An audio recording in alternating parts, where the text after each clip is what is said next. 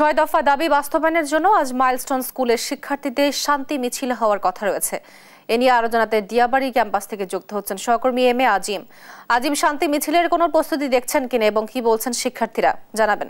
তো এই মুহূর্তে আমরা রয়েছি মাইলস্টোন স্কুল অ্যান্ড কলেজের যে প্রধান ফটক, এখানে কিন্তু আমরা দেখতে পাচ্ছি যে আজকে সকালেও কিন্তু এখানে একজন অভিভাবক এসে তিনি কিন্তু ঢোকার জন্য চেষ্টা করেন এবং গেটটি বন্ধ থাকায় কিন্তু তিনি প্রথমে ঢুকতে পারেন না এবং এখানে আরো বেশ কয়েকজন স্বজনকে আমরা দেখেছি যারা কিন্তু আসলে অনেকটা ক্ষোভ প্রকাশ করেন যে এই মুহূর্তে তাদেরকে কেন ভিতরে ঢুকতে দেওয়া হবে না।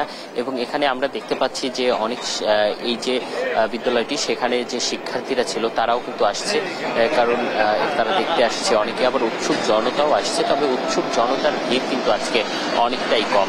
তবে আজকে যে 6 দফা দাবিতে এখানে যে কর্মসূচি দেওয়া হয়েছিল বা এখানে যে একটি শান্তিপূর্ণ মিছিল করার কথা ছিল সেই কর্মসূচি আমরা কিন্তু দেখিনি, কারণ সেটি 10টায় শুরু হওয়ার কথা। আমি যদি একটু এখানকার পরিবেশ এই মুহূর্তে আপনাদেরকে দেখাতে চাই, এখানে কিন্তু আসলে সেই যে আন্দোলন করার জন্য যে শিক্ষার্থীরা তাদেরকে কিন্তু এখানে আমরা দেখছি না, তারা কিন্তু এখানে নেই। এখানে যারা রয়েছেন অধিকাংশই কিন্তু বলা চলে যে নিহতদের স্বজনরা আসছেন, অনেকেই আসছেন যে আরেকবার দেখতে যেখানে ঘটনাটি ঘটেছে সেই ঘটনাস্থলটি দেখার জন্য তারাও কিন্তু এখানে ছুটে আসছেন। এবং এখানে এই মুহূর্তে আমরা শিক্ষার্থীদের সাথে কথা বলেছি, তারা যেটি বলছে যে এরকম একটি মর্মান্তিক ঘটনার পর তারা একটি শঙ্কার মধ্যে রয়েছেন। আগে যে বিমানটি ক্যাম্পাস থেকে উড়ে গেলে তাদের যে উচ্ছ্বাস ছিল সেই উচ্ছ্বাসটি এখন তাদের জন্য একটি শঙ্কায় পরিণত হয়েছে। এখন আসলে ঠিক কখন বিমানটি বিধ্বস্ত হয়, আবারও সে ধরনের কোনো ঘটনা ঘটবে কিনা সেটি একটি বিষয়। এবং যেহেতু রোববার শিক্ষা প্রতিষ্ঠানটি পূর্ণাঙ্গরূপে চালুর একটি ঘোষণা ইতিমধ্যে দেওয়া হয়েছে, সে বিষয়েও আমরা শিক্ষার্থীদের সাথে কথা বলেছি।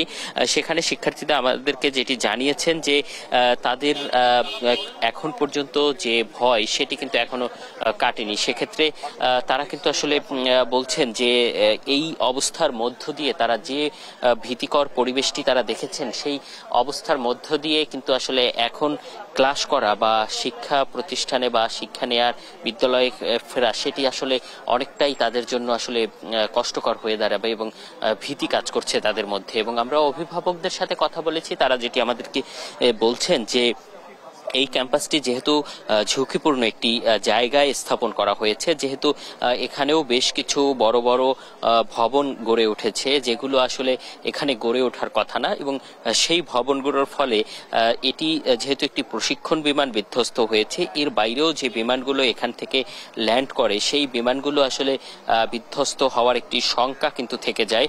এবং সেই জায়গা থেকে কিন্তু আসলে অভিভাবকরা অনেকেই বলছেন তাদের যে বাচ্চা বা সন্তান তাদেরকে এখানে আর পড়াবেন না বা অনেকেই এখান থেকে ফিরিয়ে নেবেন বা ভিন্ন যে ক্যাম্পাস রয়েছে সেই ক্যাম্পাসে নিয়ে যাবেন, এরকমটা কিন্তু আমাদেরকে প্রকাশ করেছেন। একই সাথে সাথে কিন্তু তারা বলছেন যে যেহেতু বিমানবন্দরের আশেপাশে যে উঁচু বিল্ডিংগুলো হওয়ার কথা না সেগুলো কিভাবে হয়েছে এবং কারা করেছে সেগুলো আসলে তদন্ত করে বের করার একটি দাবি কিন্তু তুলেছেন।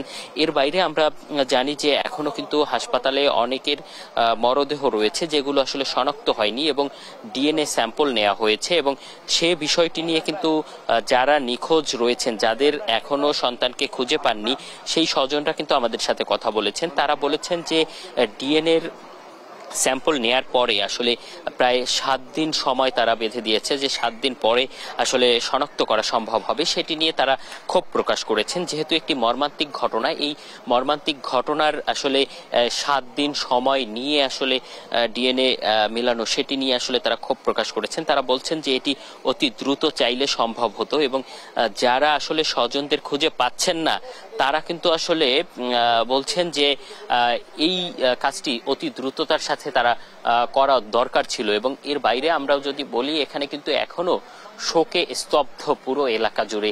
এখানে এখনো আপনি দেখতে পাবেন যে এই গেটের চারপাশে কিন্তু ব্যানার ঝুলছে শোকের। তো আসলে বলা চলে এখনো এখানে শোক বিরাজ করছে। এই ছিল আমার কাছে সবশেষ তোহা।